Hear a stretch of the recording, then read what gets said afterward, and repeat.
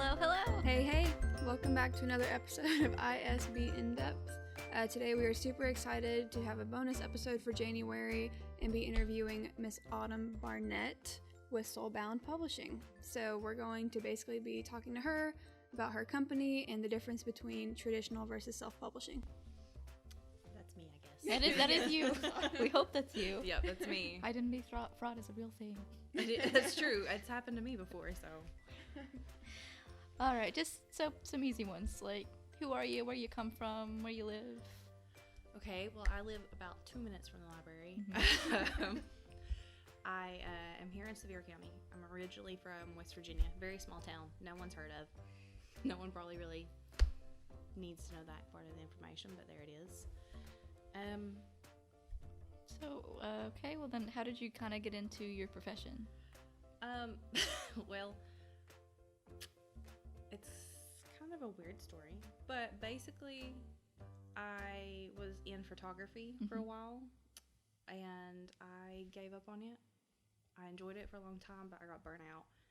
And no other profession has kept my interest long enough. I didn't want to go to school for anything unless I knew 100% this was what I wanted to do. To me, schooling was only a way to further what I was interested in. So to me, books kind of saved me. I was in a bad place, and I found books, and they brought me back to life. Well, what made you want to be work in publishing versus an author, or even making cover art for books and things? Well, I am author, but I'm writing a few books currently, and to be honest, I wasn't 100% sure until I started doing some internships with some local authors, and eventually 6 months in, I realized, I love every aspect of this. I love the writing. I love the aggravation of working with the authors. I love the ideals and how creative you get to be. I love the editing, the cover designs. I loved every aspect, and there wasn't a part of it that I disagreed with or didn't enjoy, so I decided just to take the plunge. All right. And I know you said you were finishing up some classes before we started recording, and so you're getting real soon to step out into the world as a bona fide professional. Yes. I already have my certifications in publishing. Okay. So that's already taken care of. The other classes I'm taking are just things that I believe will help me along in the profession, such as PR work, because in order to publish a book, you really need to be able to promote yourself or your author. So that's always a really good thing to work in. And there's a few other classes I think that will just help along the way. But I hope summer this year I'll be accepting some submissions. Good. That sounds awesome. Sounds scary. It can be. It was very nerve-wracking when I reached out to the first girl that I really wanted to work with and publish. I found her on TikTok. She's actually overseas in England. Okay. And I've been working with her for a while, and hopefully, if all goes well, we'll be signing some contracts soon. Oh, that's awesome. Yeah. That's exciting. It is, and I've been following her for years, at this point, and I followed her journey and the ideal of the books that she had. I don't want to go into till everything's set in stone, but it's been really cool to be able to interact with that. And not only that, but one of the first books that I'll hopefully be publishing will be United States and overseas, which is cool. It's been a big undertaking to even attempt to get all the process done for that. Well, speaking of publishing in the start of your career, obviously the main reason we reached out is we were going to have you talk about the differences between traditional publishing versus self-publishing, because I think this town especially, we had an author showcase recently in November, I believe. So we have a lot of aspiring authors and kind of amateur writers here, so I think a lot of people would be really interested in seeing that difference, if you'd care to explain. I can do that. So basically, if you want the very quick version, is if the author owns the rights and royalties, then it's self-publishing. If the company owns it, then it's traditional. That's the straight line, bottom dollar. But it's not just really that simple either, because there's so many pros and cons to each thing. So if you want to do traditional publishing, you're going to be able to get your books into the bookstores. You're going to have a whole team that's going to hold your hand. You're going to have your cover art, your editing. If you need to bounce ideas off of someone, you're going to have all those things. And a lot of authors only want to be able to write. They don't want to do advertisement. They don't want to do the cover design. They don't want to do the typesetting. They want to be able to put all their creativity into their books and the worlds that they're creating. And the best way for them to be able to do that is to have a publisher. Makes sense. Yeah. And with a traditional publisher, there's way less upfront costs. Usually none, unless it's just in your contract or something. And if you do self, you have a lot of upfront costs. So there's always that. And I also will say, I think we all know the world of publishing can be a little snobbish at times. Mm-hmm. So a lot of people enjoy saying, oh, well, I've been published by it's kind of like a pride thing, and someone else believed enough in my book that they picked it up. Mm-hmm. They put the money, they put the effort in, they believed in me just as much as I did. Yeah. So I think a lot of people really like the validation from it. I know I would. Yeah. Yeah. So now there is lots of cons. Okay. You lose creativity control. That's just honest. You send your book in, they love it, they're like, yeah, this is great. Say your favorite chapter is like something random that's not necessary to the plot and they have to make cuts. You're probably going to lose that part, unfortunately. Not only that, but like if you want creative control over every aspect of the book and like you're like nitpicking, it's not going to happen. Mm-hmm.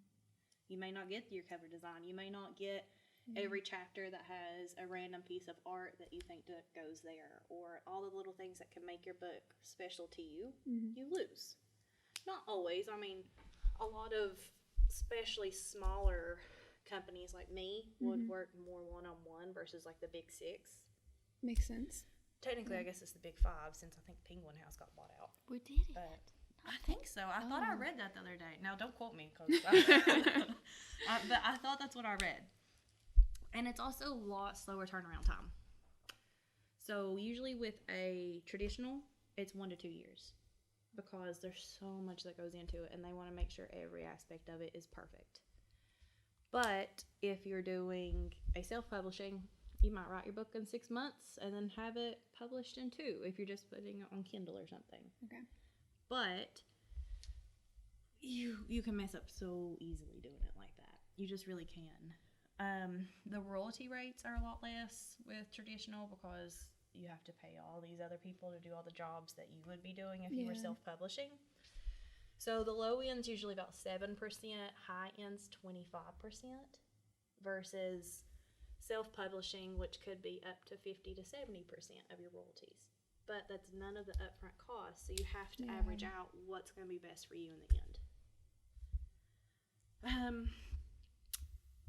You also usually lack a little bit of marketing from what I've seen in traditional publishing. They seem to always be so focused. I'm talking about some of the bigger companies. Not me, of course, because I'm going to be wonderful at it. But some of the bigger companies I've noticed struggle in the marketing department. They might make one TikTok about your book, but they have so many other books that they're publishing, they can't put the one-on-one time needed. Yeah, they can't focus everything on you. But they also don't have to, because they're going to have your books every store that you walk in. They're going to have them everywhere you look. Yeah. So I feel like the marketing is a downfall of a traditional publishing company. To me, I think marketing is one of the biggest things too, especially for like if it's someone like me, it's going to have a smaller publishing company. Mm-hmm. Your marketing has to be there. There's no way anyone's going to hear about that book unless you're screaming it from every rooftop you see. Mm-hmm. This person wrote a book, come buy this book. We have to say it to everybody. So that's a lot of the pros of the self versus traditional. Now, some of the other, I'm not saying traditional isn't great, because it is. I will also say, though, I completely understand self-publishing. If you do it correctly, do not go and cut every corner there is, though, because in the end, yeah, you might get your book out there in 6 months, but in 6 months, If you would have taken the extra 6 months to save up, get a really nice cover, do a little bit of marketing, make a TikTok account, get your following up, try to get some pre-sales. Think of how many more people you can reach in a 6-month period instead of rushing. So, to me, if you self-publish, do it right. Don't cut the corners. Follow it. See it through. Invest in yourself. Whoa, bless you. Invest in yourself. Invest in your book and what you believe in and what you're writing. I mean, because what's the point in writing it if you don't trust the process of it? You got to go through. You got to feel every single paper cut. You got to feel the page. You got to reread it so many times that you start to hate it because what's the point? Yeah. What's the point in the end? So you can get a quicker turnaround time. Your royalties will be up. You will have 100% creativity, which I find is one of the biggest reasons people go with self-publishing. Mm-hmm. Plus, it's hard to get accepted into a traditional publishing house. It's very difficult to get accepted. Yeah, you need like literary agents generally. For bigger ones, definitely. If it's a smaller one, you can get away without, especially if they're just having like an open submission. But what I have also found in the last few months is a lot of people will send their whole manuscript in. That's not good etiquette. No. Don't send your whole manuscript in to a traditional publisher because they don't have time to read it. If we get 700 submissions, I can't read 700 books in 3 weeks. Yeah. Send something about yourself, maybe 1 page to describe your book, your email. How can you market yourself? Because you have to be able to market yourself. Do you have a plan for pre-sales? How are you going to help me sell your book? Makes sense. Because if you can't sell yourself and you can't believe in yourself enough to put you out there to the world, I don't want you. Other publishers aren't going to want you. I mean, I'm not meaning that rude or anything, but I don't know another way to say it. Honest. Yeah, I mean. So there is lots of pros and lots of cons. And I think in the end, you really just got to figure out what's best for you. I mean, because you could also send your book to 100 people, and 100 companies may say, this is not really what we're looking for right now. Not because it's a bad book, not because it's not like everything else in the market. It may not be what's trending. It could be out of what they typically publish. There could be 3 books that are very similar to it, but have different endings. Gotcha. So, the world of publishing is rough, to say the least, but publish it anyway. Go to Kindle. If you got to, do POD publishing. And I'm not a big fan of print on demand, but if that's what's going to get your book out there into the world, do it. At the end of the day, you'll be able to say, I'm an author, I did this, and that's more than a lot of people. Yeah. I mean, I think you just pretty much put the cherry on top of all that. Obviously, that was some really great advice. Would you have any more advice for people who are really wanting to get their stuff out there, or people that are still in the writing process? Write it. I mean, there's not much more advice. I mean, I know. I think Sam was just personally attacked. I know. You had no idea how many times I've had people say that. Do you know Jennifer L. Armentrout? No, off the top of my head, no. Okay, she wrote like From Blood and Ash and some other. Okay, I know the titles. Okay. I was in a video chat with like them, and some of my questions had got like selected. Listen, that girl like ripped me apart. She was like, I'm not going to cuss on here, but let's just say this is the nice version. She basically said, it's going to be terrible. Get your first draft done. Who cares? No one's going to read your first draft other than you and your editor. Who cares what anyone else thinks? And it was right. And I now have her not so nice quote up on my wall. That way, every time I go to write, I'm forced to just go through with it. But the thing is, if you don't write, there's nothing to publish. No, there's not. And I will say, if you do have a creative block, it's from what I have found and personally experienced, it's because you've stopped reading. You get so involved in your own book and in your own head, you're not letting creative juices flow from other authors. How are you supposed to learn what you like, what writing style, be inspired, get ideals, anything, if you stop reading what inspired you to write in the first place? That's like a truth bomb that just went off in my mind right now. I need to process that information at the moment. It's the truth, though. Like, every time I get stalled or something, it's because I haven't read a new book or got out of my own head in so long. I got so focused on, I have to get this done, that I don't have anything to write. And it's because I don't have any joy. Don't take the joy out of what you love. And if you're writing, it's because you love to write. It's because you love to read. It's what gives you life. True. I mean, I don't really know what else to say to that. I mean, that's just flat out the honest truth that I think all of us can learn from. So, I mean, a lot. So. Well, listen, and I'm happy to answer questions. Like, I'm sure they'll put my email somewhere. Oh, yeah, absolutely. It will be. And Across the screen right yeah, now. right here. Here you go. Anyone's welcome to reach out. I can answer any questions that they have. I can happily do a video chat, even for self-publishing, because to me, the more how do I say this? The more stories we have in the world, the better off we are. I mean, because in the end, what's going to be left of you? Leave something behind. What a legacy to leave behind. Even if it's a horrible story and we all hate it, you wrote that. Your name's somewhere. It is, and it's always going to be there. Debatable. Depends if, like, you know, the world crashes and things burn and you only had like 2 copies. But I'm talking about there's always a digital fingerprint somewhere. hopefully. Oh, yeah. Okay, listen, why are you going doomsday on me?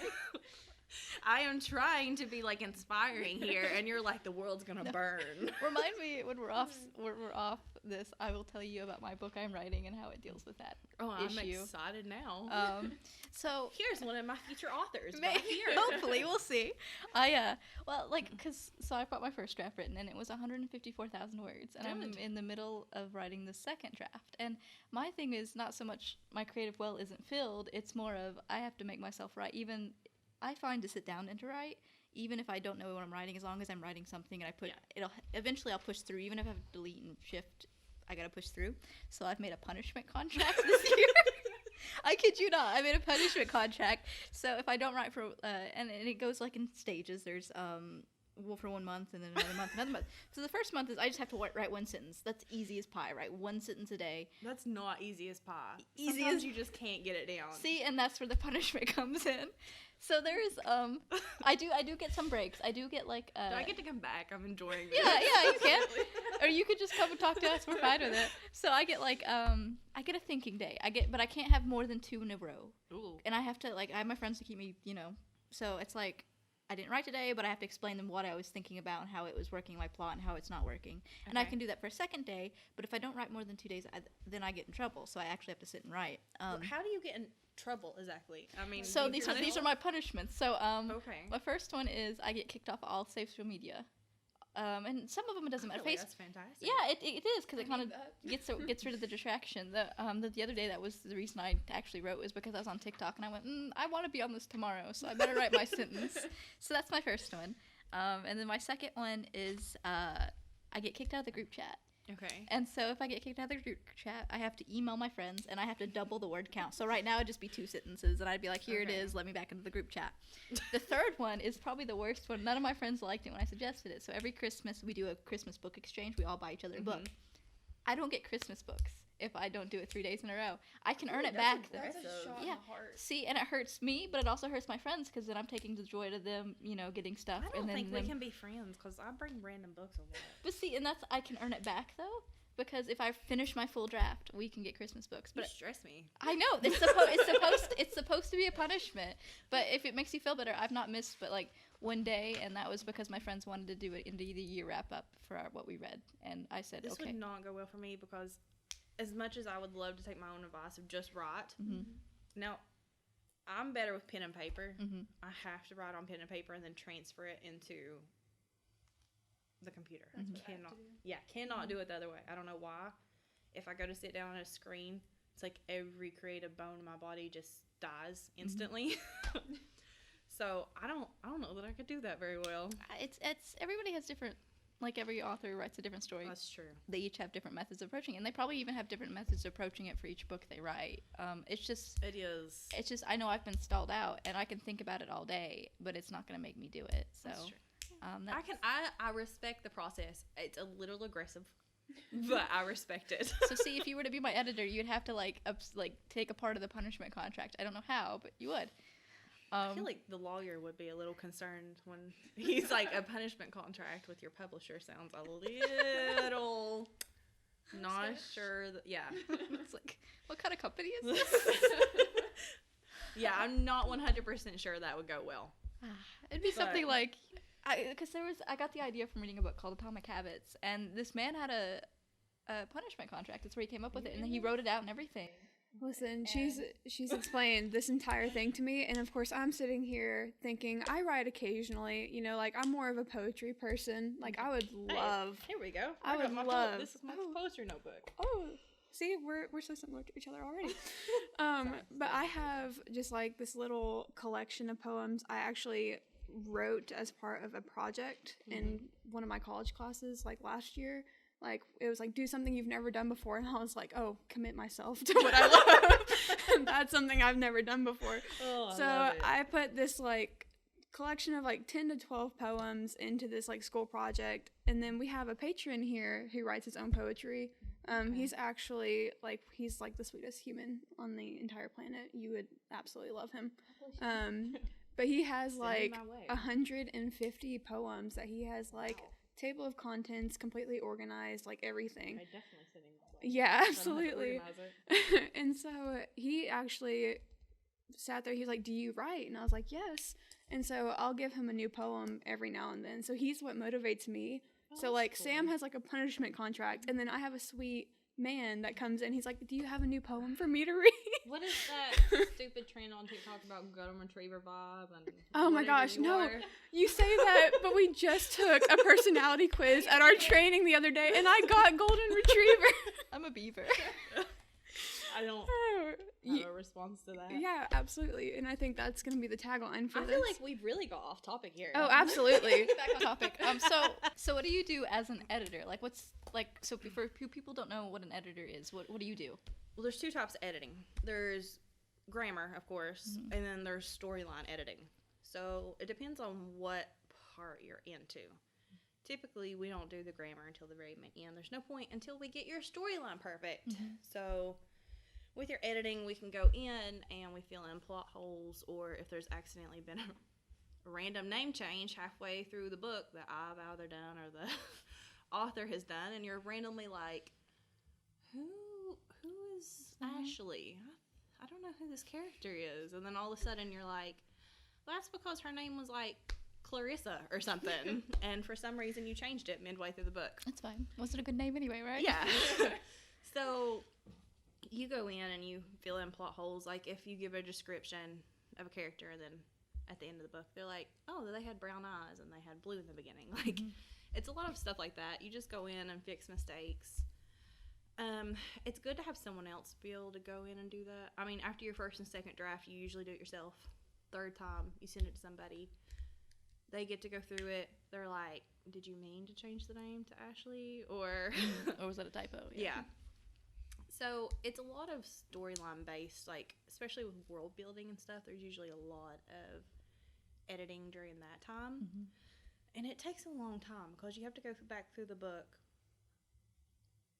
basically until your head's about to explode. And you're like, I hate this. I don't want to look at it again. I know the ending. Everybody else is going to know the ending. It's so predictable. Yeah. Well, see, sometimes they're not even that predictable, but sometimes you're like, I feel like it is because I've read you 50 times. And you thought of it, and you're like, yeah, of course everybody's going to know the twist is coming. So once you get through all that and you have edited it, and then you send it back to the author, then they read it, and then they double check it, and then you double check it again. Usually another person double checks it. And then we go in for the lovely grammar, which is my least favorite part. Because I'm like, this comma should be here, but I've looked over it about 6 times now, and I still haven't put that there. So, or mistops, all that fun jazz. It usually is the longest part of the process, in my opinion, other than physically writing it. That's probably the second most part that takes forever. So I know there's like different editing stages, and towards the end, isn't that like line edits when you're going through for any last minute typos and stuff? We do that. You also have to do your typesetting and all that fun jazz is all part of the editing process. And honestly, the editing process can take months. And even, I'll just be honest, even when you think you have there will be someone who finds one thing. There will always be something that gets left out of your book, or a comma's in the wrong place, or something small. And no matter how many times or how many people look over it, it's okay.